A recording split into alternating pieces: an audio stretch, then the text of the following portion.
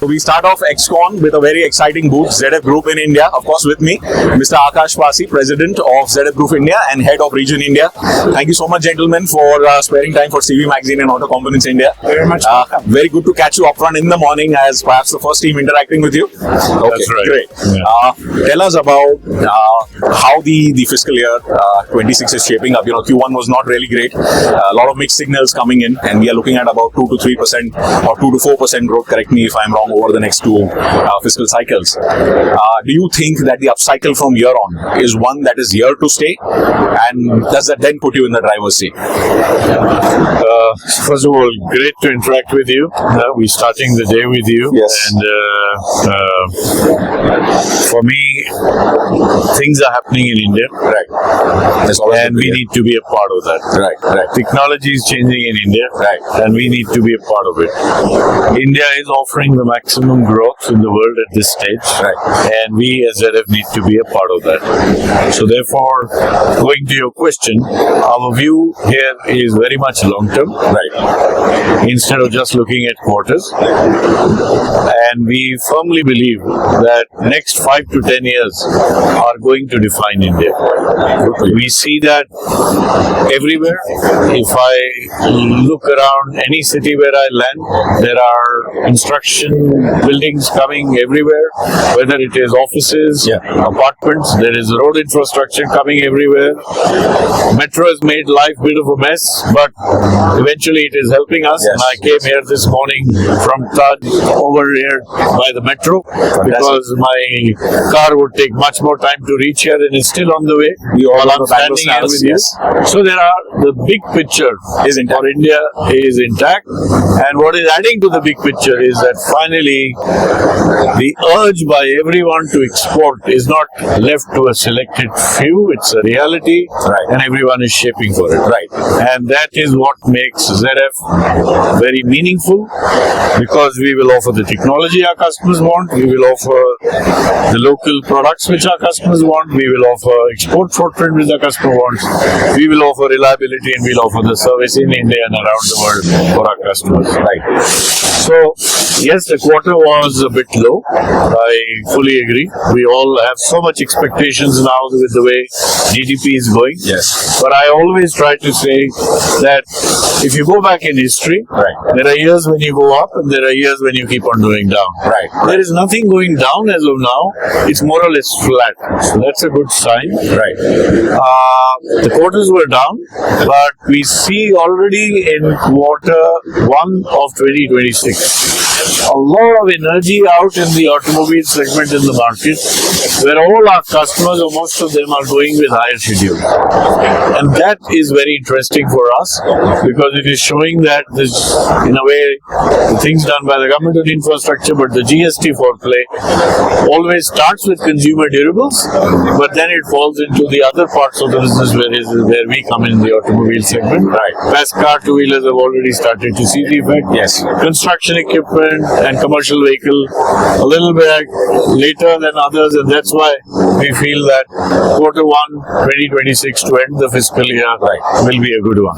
Right. So you broadly answered all my points. So it makes my life very easy as always. But I would like to, habitually dissect a little more. One, if you would divide or look at the TIV for the construction segment alone and for the earth moving segment alone, based on your exposure to these segments, how has the year panned out? And I know that the long-term story stays intact. But what would be your priority focus areas based on just the assessment of this financial year?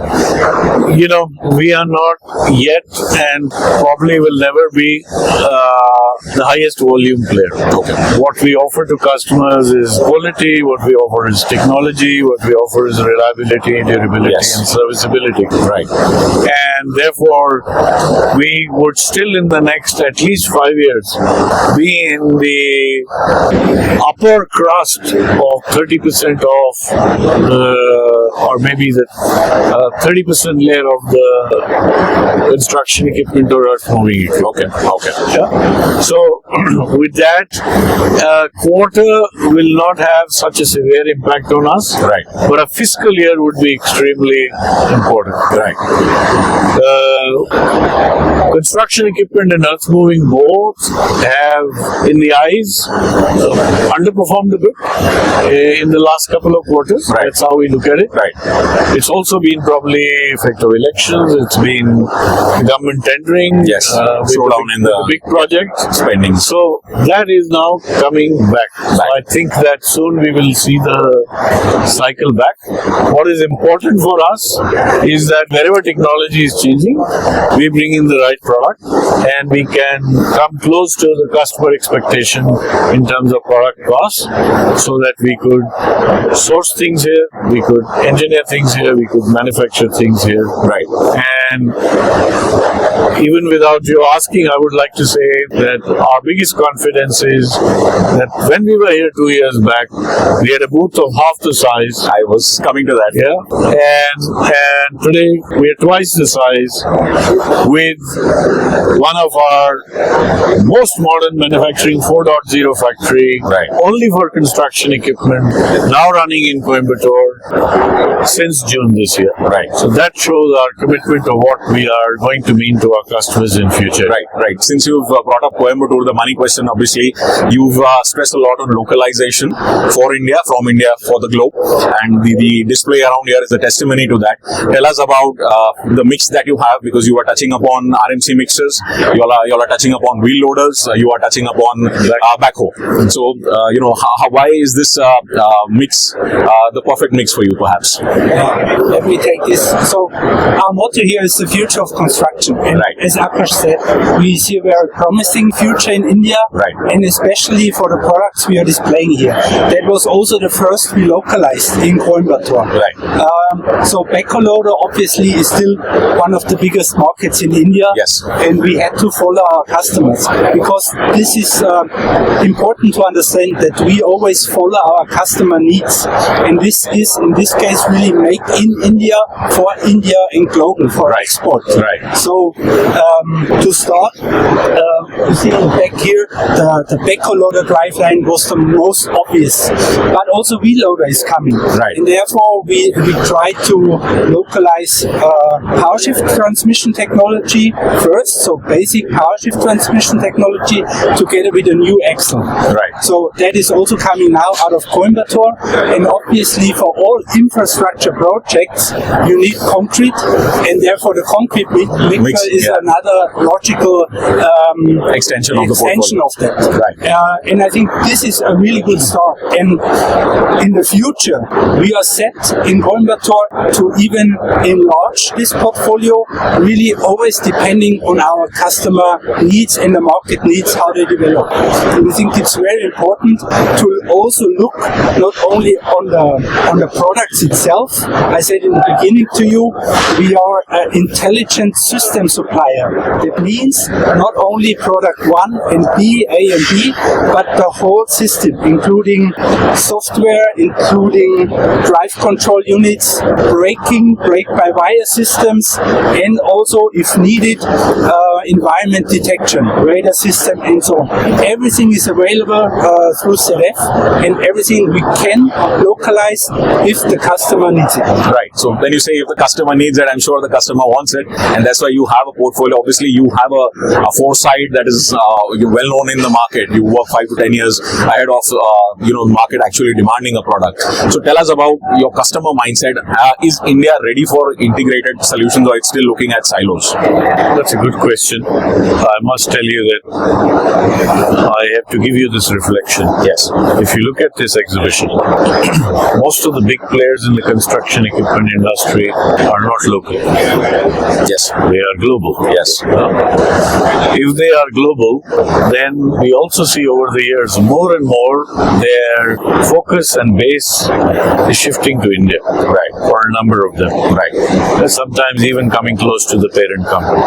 So I think this is a trend which will continue. Right. But from a ZF perspective, all these customers globally are our local customers, our customers globally. Right.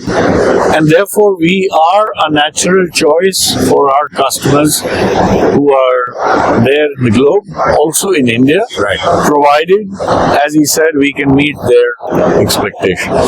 Right. And I think that is an excellent opportunity that they move their manufacturing, engineering and production ecosystem more and more to India for local play and for global play. Right.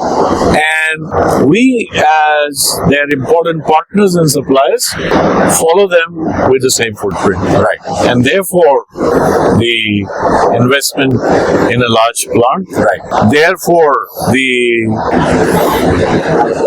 intention in the beginning to export more as the local market grows out of the Coimbatore facility, and therefore a much wider range, as he just mentioned, not only sticking to the normal transmissions and axles, but going far out for our customers. Right. I think this will be our road to success in the future. Right, right. A lot of stress is also on the CEV5 compliance, which many players were quite prepared well ahead of the mandate of the rollout. Tell us about a bit on the cost-benefit analysis done around CEV5. Is it does it bring the kind of value that is being spoken of? Look, I answer it another way. I think it's far too long that India, as a country, as a nation, has stayed out